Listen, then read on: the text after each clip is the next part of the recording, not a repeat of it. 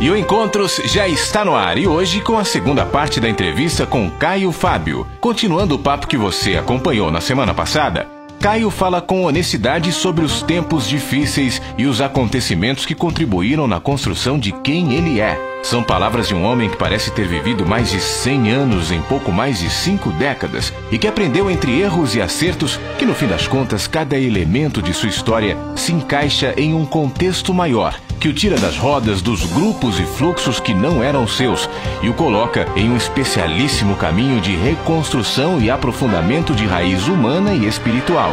Nessa segunda e última parte de nosso papo com Caio Fábio em sua casa em Brasília, vamos conhecer um pouco mais de uma história de tribulação que produziu perseverança, de perseverança que produziu experiência, e experiência que produziu esperança.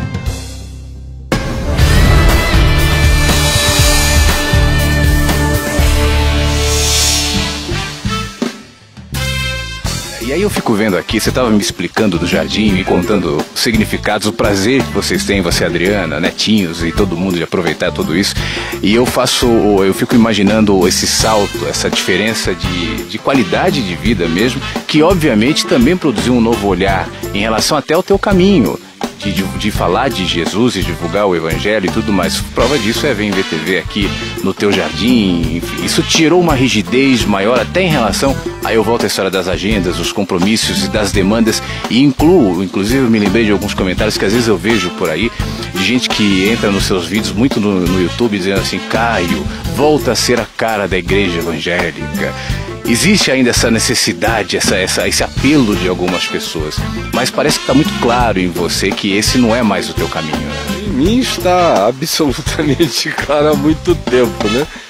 Eu me lembro que em 94 eu falei ao meu filho Davi, que trabalhava comigo, e eu disse: filho, eu não aguento mais isso, eu não sei como é que eu faço para sair. E o Davi é que me disse: papai, só uma tragédia tira você disso. Porque o que você vai dizer para esses milhões de indivíduos? Não só aqui no Brasil, mas no mundo também.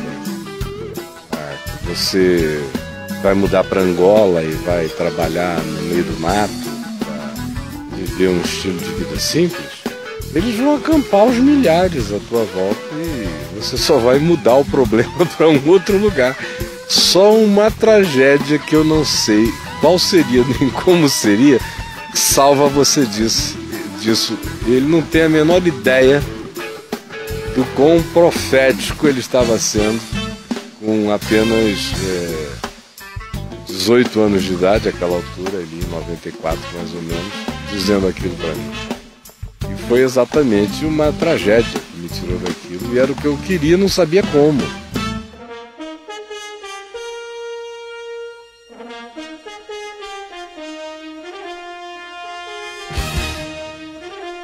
A mãe dos meus filhos teve um sonho, a Alda, quando nós já estávamos separados, divorciados há 1 ano. E ela foi nos visitar lá em Boca Raton, onde eu estava com os meninos todos lá morando comigo, e ela estava passando mais tempo no Brasil. Ela foi lá e uma manhã, ela desceu, ela estava dormindo num dos quartos de cima na casa. E ela desceu, eu estava tomando um café na varanda do lado de fora. E ela disse, olha que ela ainda estava muito machucada, como era natural, com todo o processo de separação, depois de 25 anos. E, portanto, ela era a pessoa mais insuspeita deste mundo para ter sonhado aquele sonho. Ela disse: interessante, Caio, eu tive um sonho que só pode ter sido de Deus. Essa noite eu sonhei que eu estava com a Silvia e a Cíntia numa cidade com estilo europeu, aonde havia aqueles ritos de fuzilamento de séculos passados. E nós estávamos ali, tinha uma menina lourinha muito linda perto da gente e muita fruta. E nós estávamos apreciando as frutas e os castelos à volta, quando de repente houve um grito na multidão e passou uma brigada, um batalhão, de repente nós vimos que ia ter uma execução. Parou a cidade inteira, todos afluíram para aquela praça e nós estávamos separados do lugar da execução, que era na frente de um castelo, por uma grade muito imponente, e a criança lourinha estava ao meu lado. E de repente nós ouvimos a batida dos tambores e lá de dentro veio o batalhão, se posicionou ali, os atiradores, e a seguir veio aquele que seria o ser a ser executado. E era você, só que eram 5 de você que iriam ser mortos. Era você com a cara que você tinha quando eu conheci você, aos 18 anos de idade, e quando você se converteu e começou a pregar, magro, alto, cabelo grande, daquele jeitão seu, pregando a palavra. Depois, atrás desse você, vinha um você enorme, enorme, enorme, descomunal, nefilímico, de tão alto, vestido de paletó, gravata, todo de preto, sapato cromo alemão, gravatona, e eu olhava o seu rosto, você tinha perdido a sua face original. No lugar do seu rosto tinha um espelho, de modo que todo mundo que olhava para você não via você, se enxergava, só via seu próprio rosto e gostava de ver seu próprio rosto em você. Aí atrás desse você enorme, vinha um você como você está agora, bem mais magro e mais ainda com uma determinada lembrança de uma estrutura que você já possuiu e não possui mais, mas era você agora, como você está hoje aqui. Em janeiro de 99 ela me disse isso. E atrás desse você agora vinha um você mais magro, mas a sensação que me dava é de que era um você com uma convicção, com umas raízes. Parecia que você andava plantado no chão da terra e do céu, você com raízes em todas as direções, e uma serenidade e uma convicção que me impressionavam. E atrás desse você tinha você idoso, e estranhamente você era a cara do seu pai. Parecia que era o seu pai transmudado para você, e sereno, pacificado, sábio, tranquilo, quieto, carregando grande força na velhice. E aí eles puseram esses 5 você para serem executados ali. Quando prepararam, e o povo chorando, tinha gente dizendo mata, mata, e tinha outros que diziam não, não, não. E a garotinha loura chorava e dizia assim, mas e o meu futuro? Foi ele que me ajudou a ver as coisas, e o meu futuro? Não matem não. E ela disse que foi impressionada com aquela criancinha falando sobre o futuro, não matem não. Aí ela disse, de repente você hoje, que era o Caio da tragédia, que ainda era dono da Vind TV, que ainda tinha a fábrica de esperança, que estava tentando fechar as portas das coisas, mas que ainda carregava aquelas coisas consigo, que estava no meio daquele dossiê Caimã, que tinha saído da mídia de maneira glorificada durante anos e agora estava na mídia apanhando todo dia, que como ela tinha sentido, carregava o passado e o presente em si. De repente esse você, você do meio, esse terceiro você, levantou a mão por todos os outros e jurou por alguma coisa misteriosa que ninguém conseguia entender, parecia uma língua estranha, que só você e o Altíssimo entendiam, e você falou em nome do Eterno alguma coisa que dizia que aquilo tinha a ver só com você, com aquele você daquele momento. E antes que eles atirassem, você, quando terminou aquela fala solene diante do Eterno, você foi trazer a sua mão ao peito para terminar o rito assim com uma solenidade enorme, só que você não percebeu que o seu braço direito tinha se transformado numa adaga, numa espada árabe. E quando você fez esse movimento, você mesmo enfiou a espada no seu coração. E você morreu. E o Caio que eu conheci ficou vivo. E o Caio grandão desapareceu. E ficaram apenas as suas sucessões daí para frente. Ela disse: eu acho que foi Deus que me falou que eu ainda vou ver você velho, carregando a pacificação, a sabedoria e a tranquilidade do seu pai. Caio, desde que você tomou a decisão, foi, digamos, resgatado por Deus no meio de todo aquele maremoto que a sua vida se transformou por uma série de razões, passou pelo seu tempo de exílio, acredito de muita reflexão, de oração, até para entender qual caminho seria a partir daquele momento a ser tomado, e aí você voltou a aparecer, mas falando de uma maneira mais clara sobre o que aconteceu e deixando muito claro para a cabeça das pessoas não só o que era naquele momento, mas o que a igreja evangélica há muito tempo estava se transformando, ou já havia se transformado. Desde então você deixou muito claro qual era o seu posicionamento diante de aquilo. Eu queria te perguntar o seguinte: hoje todo mundo sabe o que você diz, todo mundo te conhece, você, a exemplo daquele sonho que a mãe de seus filhos teve, se tornou um outro, até visualmente um outro Caio, apesar de interiormente não ter mudado, e a gente acompanha isso nas suas mensagens. Agora, que garantia você tem que daqui para frente as pessoas que passam a se reunir em torno de você não vão tentar lhe puxar para aquele mesmo momento, para aquele mesmo caminho? Afinal de contas, isso é um problema humano de pessoas que se inspiram e projetam em alguém uma espécie de papa ou de ídolo. Você lida com isso hoje ainda? Isso é uma preocupação para você? Não. Eu vou responder essa última parte depois. Mas quanto à primeira parte, eu não creio que o que tenha chocado a igreja evangélica tenha sido, ou seja, o que eu digo.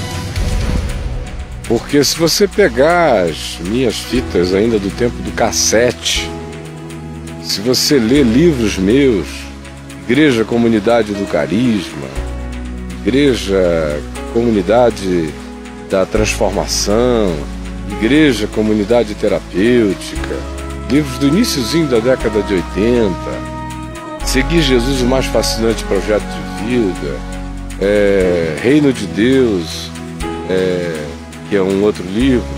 Se você for lendo todas aquelas dezenas de livros e ouvir aquelas milhares e milhares de palestras e fitas e mensagens e em congressos e tudo mais, eu dizia exatamente as mesmas coisas. As mesmas. Por que não causava um choque? Jesus não cabe dentro da religião.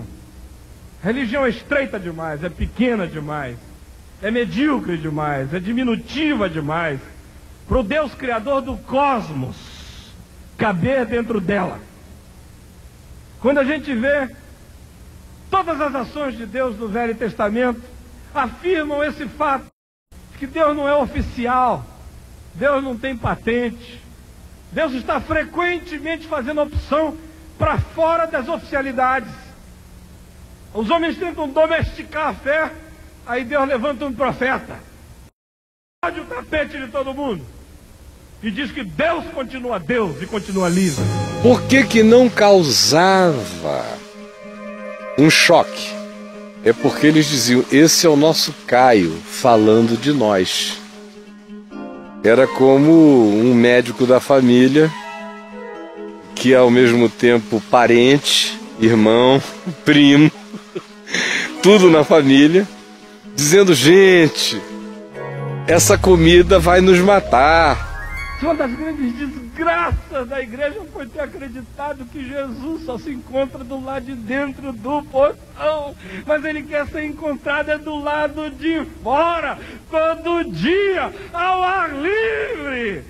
Saiamos, pois, a ele, fora do arraial, porque ele está me esperando para encher-lhe o peito, aonde quer que eu esteja querendo andar com ele. Mas vai nos matar. Você estava comendo junto, aquilo ali. Então, para eles, era apenas um ser catártico que existia, que fazia uma catarse por eles. Uma catarse que era ouvida e vista do lado de fora como uma coisa que dava para alguns a impressão de que muitos evangélicos eram exatamente como eu era. E agradava ao paladar do mundo. Quando eu digo do mundo, no mundo é no melhor sentido, dos seres normais e não religiosos da sociedade, que houvesse dentro da igreja evangélica pessoas que fossem parecidas comigo, vivendo uma vida normal e vendo a vida com realismo, com realidade, sem querer tapar o sol com a peneira, dizendo as coisas que eram como eram. E eles gostavam dessa face que eu dava a eles. O que chocou a eles, olha, mais do que eu ter me divorciado, naquelas circunstâncias acerca das quais eu fiz autocrítica delas desde o início e as documentei, mais do que ninguém, mais do que Dossiê Caimã, acerca do que eu fiz minha autocrítica, embora eu saiba que 95% daquilo ali foi invenção e está na conta de outros, mas cada um que responda pela sua parte. Eu não devia nem ter chegado perto.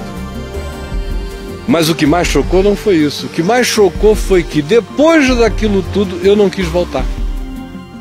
Porque se eu tivesse aceito o retorno proposto, que era um retorno do tipo: faça uma confissão de arrependimento institucional e pague a sentença institucional, se tornando de novo um membro da instituição, e nós tudo lhe daremos se prostrado me adorares. Esse era o pedido da instituição. Eu não estou me referindo à Igreja Presbiteriana do Brasil ou ao presbitério ao qual eu estava vinculado. Eu estou me referindo aos evangélicos como um todo.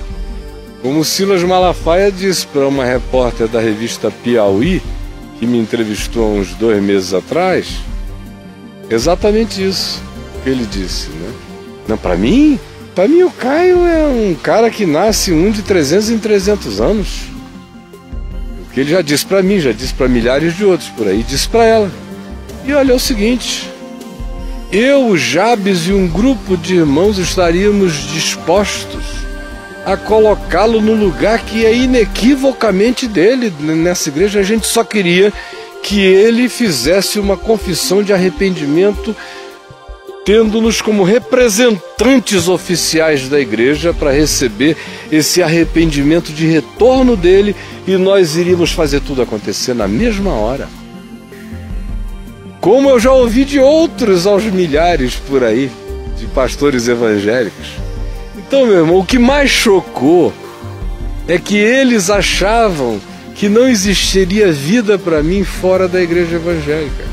E foi o que eu sempre soube que havia, de fato, para mim, era vida fora da igreja evangélica.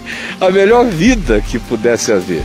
E quando eu falo da igreja evangélica, eu não estou falando da comunhão de irmãos, porque eu tenho milhões de irmãos dentro da igreja evangélica que são discípulos de Jesus querendo aprender a palavra. Eu estou falando apenas dessa sigla, dessa instituição pedrada e adoecida. É aí que tem vida fora dela, foi sempre onde eu tive. Mesmo quando eu estava dentro, as minhas maiores e mais profundas amizades estavam fora. Cachorro morto não se chuta, meu irmão. Isso é um ditado popular. O cara é falido, lascado na vida e quer falar de mim para poder ter uma briga e o cara se dá bem. Eu sou criança, irmãos, eu sou trouxa e tolo, rapaz.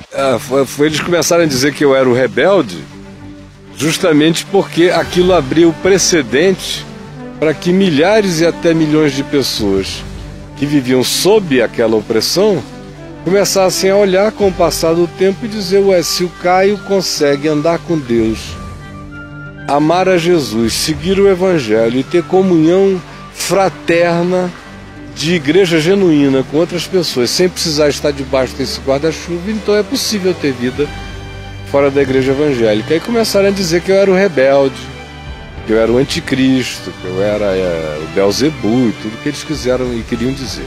Sobre a segunda parte da sua pergunta, se eu temo que isto se repita aqui, nenhum temor. Porque isso nunca aconteceu dentro da igreja evangélica por nenhum estímulo meu. Eu trabalhei contra isso em relação à minha vida inteira.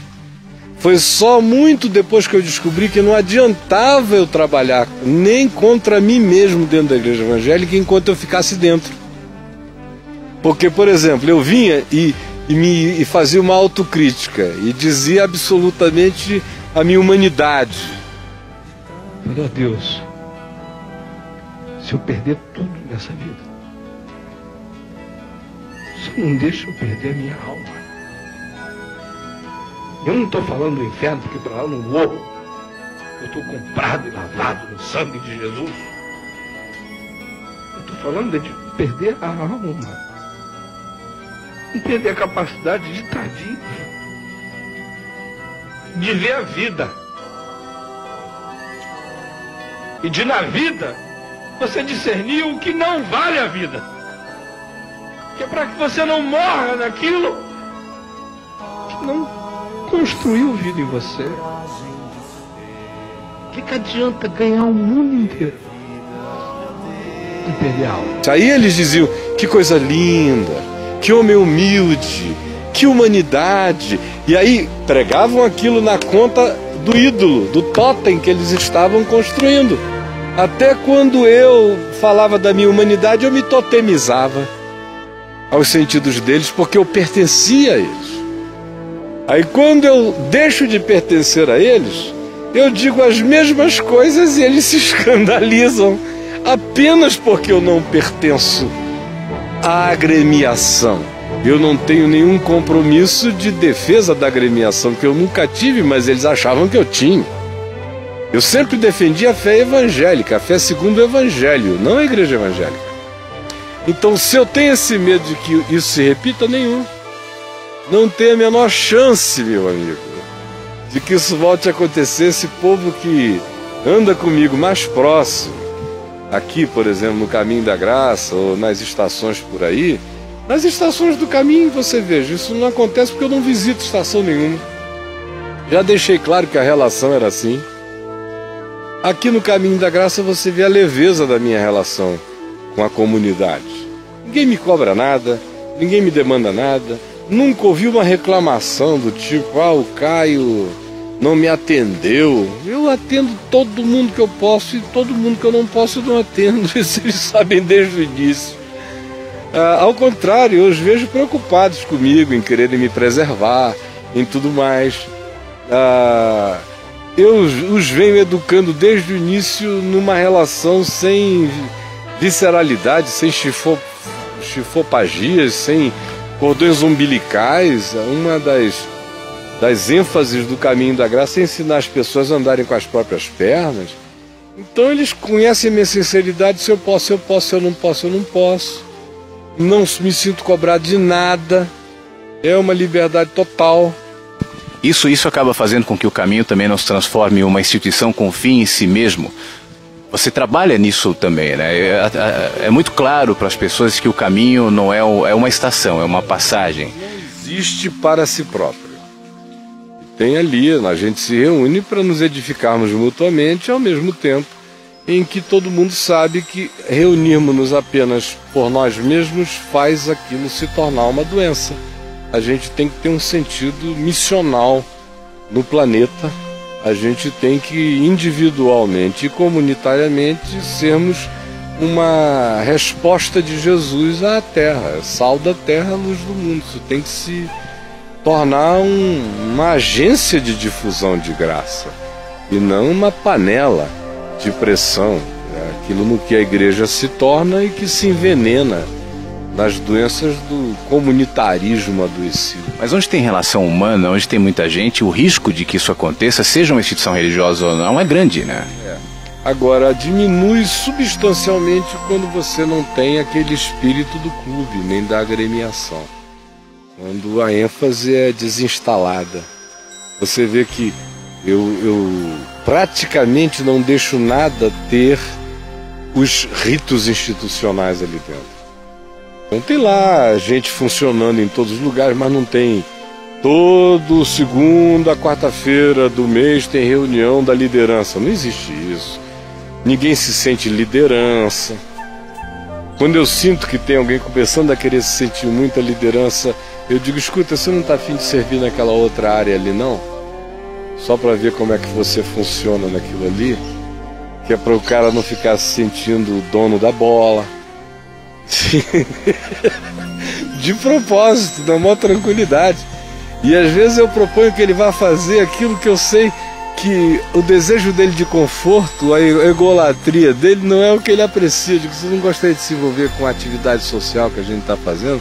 Eu acho que uma pessoa com a sua capacidade de liderança vai ser muito útil lá na favela ou no sopão, dando umas mudadas para não deixar aqueles vícios irem se cristalizando.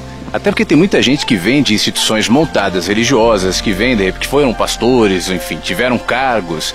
E lidar é um processo, né? Entender que você não deve mais lidar com a vida dessa maneira leva um tempo. Então acho que um cuidado nesse sentido é uma coisa extremamente necessária. E na dinâmica do caminho Brasil e Nações é a mesma coisa. Ninguém fica mais de um ano ou dois à frente de nada, está sempre mudando, está sempre mudando, está sempre mudando, está se renovando. Aí você vê, às vezes, uma pessoa que fez muito bem uma coisa, passar a fazer outra e fazer melhor. Aí daqui a pouco ela mesma entende que ela poderia fazer uma outra ainda melhor e ela vai, e a gente vai trocando. Tudo assim, com um telefonema, um e-mail, sem formalidades.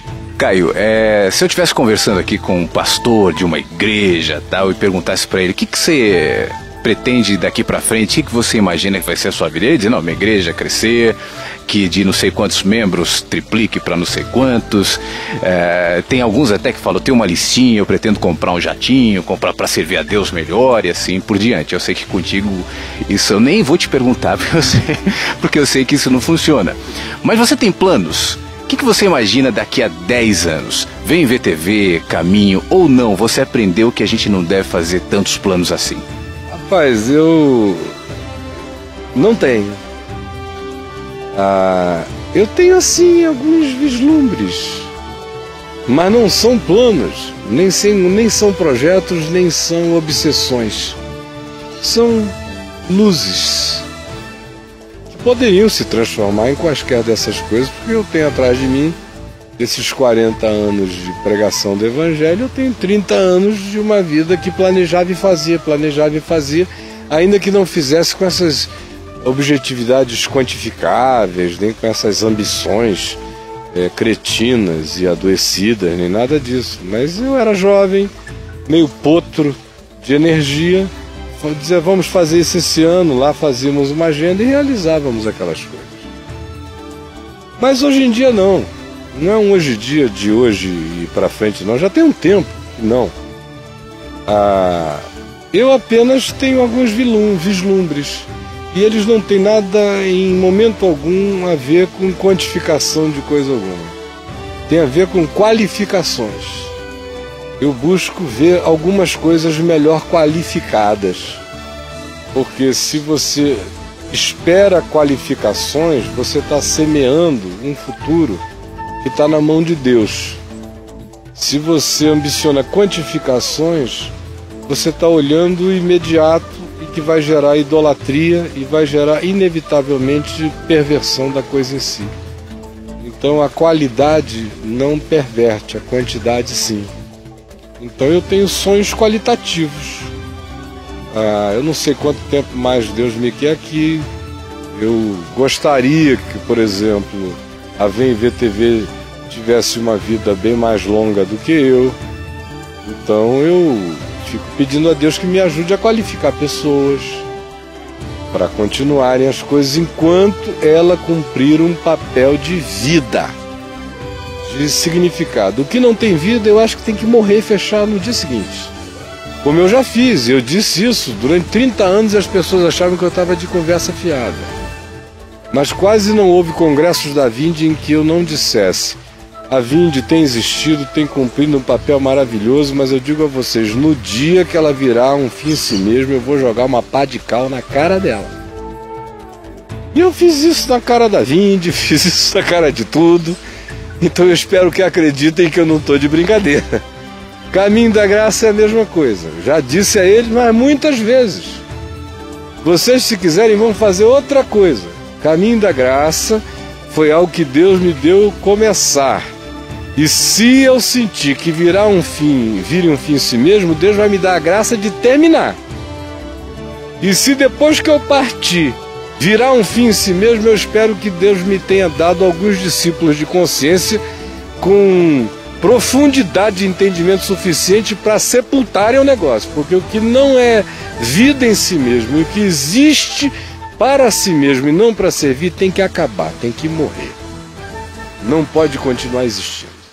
No fim das contas, esse teu olhar, essa tua maneira de ser, essa tua postura acaba desconstruindo uma série de princípios, de padrões até alimentados pela mídia, alimentados pela religiosidade, pelas igrejas e tudo mais, e no fim acho que isso incomoda muito as pessoas. Talvez essa seja uma das razões pela qual tentam te trazer de volta para o nosso ninho, para o nosso jardim, te tirar desse jardim aqui e te trazer para o nosso jardinzinho ali, para que você fique validando uma série de coisas que a gente sabe que não leva a lugar nenhum, né?